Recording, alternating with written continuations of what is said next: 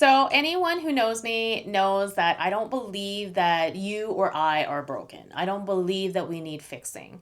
However, to move forward, I do believe that we need awareness around certain narratives or why we're repeating patterns. And if there are old wounds that haven't been nurtured and taken care of and given what it needs. I believe that with creative expression, we are able to tap into that part of ourselves where we can actually start meeting our own needs and listening to our body about what comes next. It's this intuitive practice. So sometimes you're like, oh, I'm really tired, I need a bath.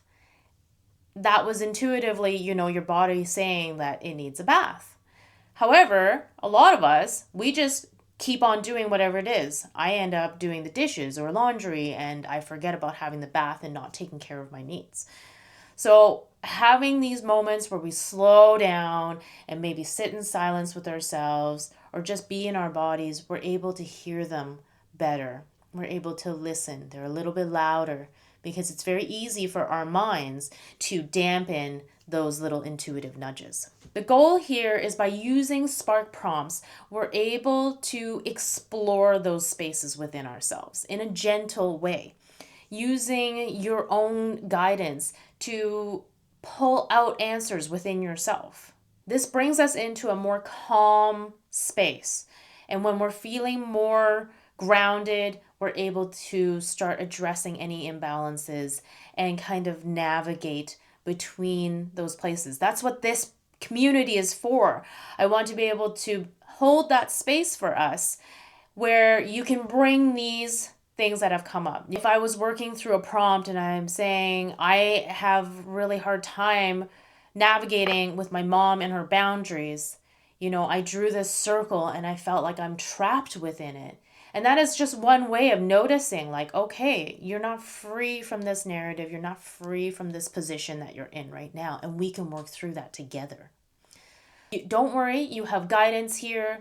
I work in mental health and substance use. I work with the vulnerable population, and my modality, my mantra, my motto for nursing is that I see the sacredness in you until you see the sacredness in yourself.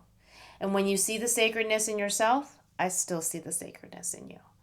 So I'm coming from a place of being person-centered, trying to hold safe space, using trauma-informed care practices, and just understanding that this is your journey. I'm not here to dictate how your journey goes. I am not here to wish upon anything other than good intentions and joy and peace and a result in the feeling of how you approach your day, how you feel like your spirit has awakened, that you are more creative and coming back home to yourself because you have the medicine.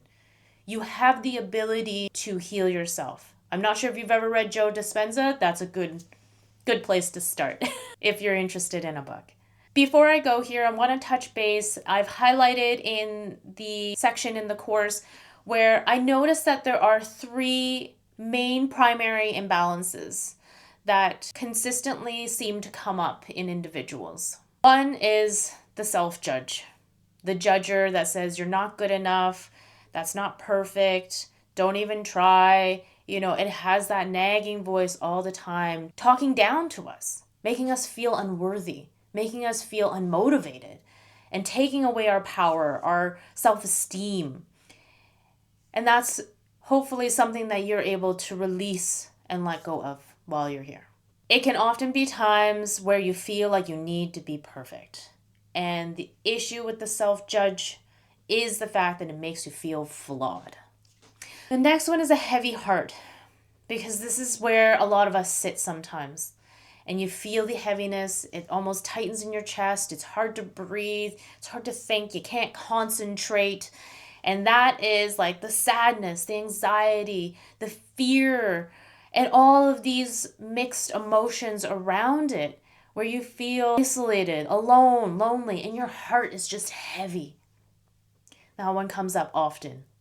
It comes up a lot for people on a very regular basis, and it almost sometimes can become normalized. And the worst part about this is a person can feel like they're being a burden on others as well as themselves. The last one is pressure. This is pressure from society, the pressure from academia, the pressure from your work, the pressure from your kids and your partner, and your own self-directed pressure as well. Like I used to put these unrealistic